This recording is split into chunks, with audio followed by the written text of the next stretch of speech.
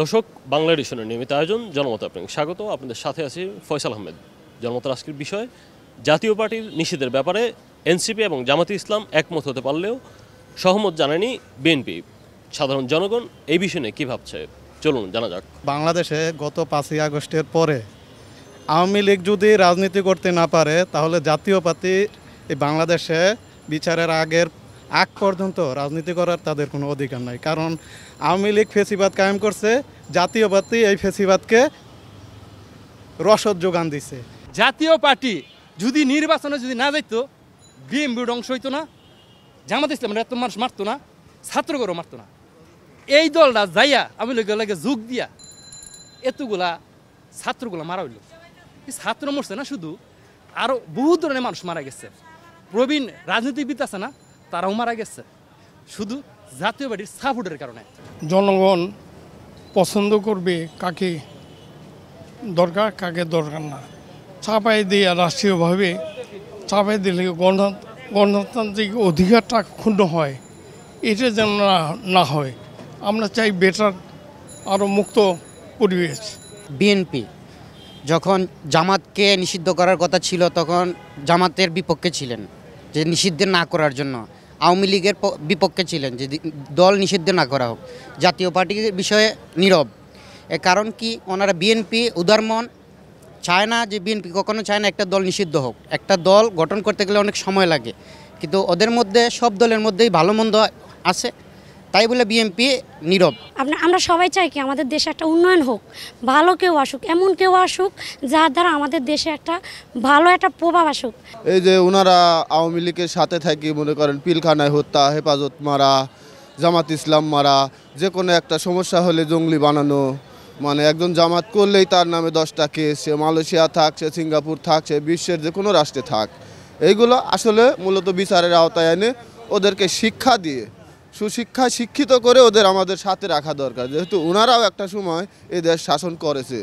এই জন্য আমার মতে আসে ওনাদের সংশোধন করা দরকার, সে আমাদের সবাই মিলে। মাত্র 30% টাকায় জমির মালিক হয়ে নতুন বাংলাদেশের গড়ে তোলার স্বপ্ন দেখা বাংলা বসতি। জাতীয় পার্টি জানে আমি যদি না যাই নির্বাচনটা হয় না, যদি হাতে জানে তারপরে কিন্তু উপজিয়া কানবিন দাইছে তার দলটারে বাঁচাইবার জন্য, সে উঠে উঠার জন্য। হ্যাঁ উঠে উঠছে, দেশের মানুষ মারছে, তার কি লাভটা হয়েছে? আবার বড় কথা কয়, বড় বড় গপ করে। আওয়ামী লীগকে নিষিদ্ধ করছে ঠিক আছে, জাতীয় পার্টি, বিএনপি, জামাত, এনসিপি চারজনে তোরা রাজনীতি করি, জনগণ যাক ভালোবাসবে তাকে ভোট দিবে। নতুনত্ব দরকার। আমরা চাই জামাতে ইসলাম বা এনসিপি যারা আছে এরা নতুনত্ব করে একটা সরকার গঠন করুক। জাতীয় পার্টি যখন 14 সালের নির্বাচন, 18 সালের নির্বাচন, 24-এর নির্বাচন যখন করছে তখন তারা ডিসিশন দিতে পারে নাই। তারা ইন্ডিয়া আগে সফর করছে, তারা ইন্ডিয়া না গিয়ে কোনো কথা বলতে পারে না। ইভেন ইন্ডিয়া থেকে এসেও তারা কোনো কথা বলতে পারবে না, এই যে জিএম কাদের বলল। কারণ তারা বলতেছে ইন্ডিয়া যা প্রেসক্রিপশন দেয়। এখনও যদি তারা রাজনীতি করে এই বাংলাদেশে, তাহলে তারা ইন্ডিয়ার প্রেসক্রিপশনেই রাজনীতি করবে, এটা আমি সাধারণ মানুষ হিসাবে মনে করি।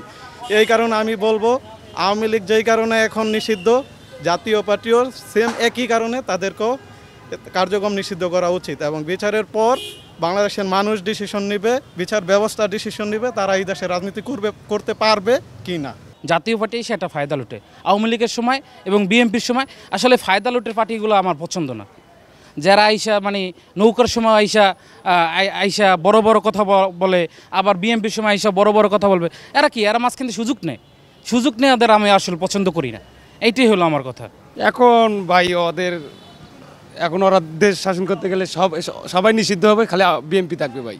এটাই সবাই তো নিজের স্বার্থের জন্য সবাই চায় কেউ যাতে না আসুক, আমি জানি থাকি, এরকমই তো এটা না। এই যার একটা দলের একটা চাহিদা আছে, তো ও নিজেই মনে করে ও নিজে একটা বড় হয়ে গেল, মানুষের কোনো নেই, এরই আর কি। জাতীয় বাড়িয়ে ভোট না হলেও তাদের সাথে মিলছে, অন্য কোনো দল জাতীয় পার্টি আর আওয়ামী লীগে মিল্লা দিছে না, অন্য কোনো দল বিএনপিরে দিছে না, তা নির্বাচন করো এই দেশে।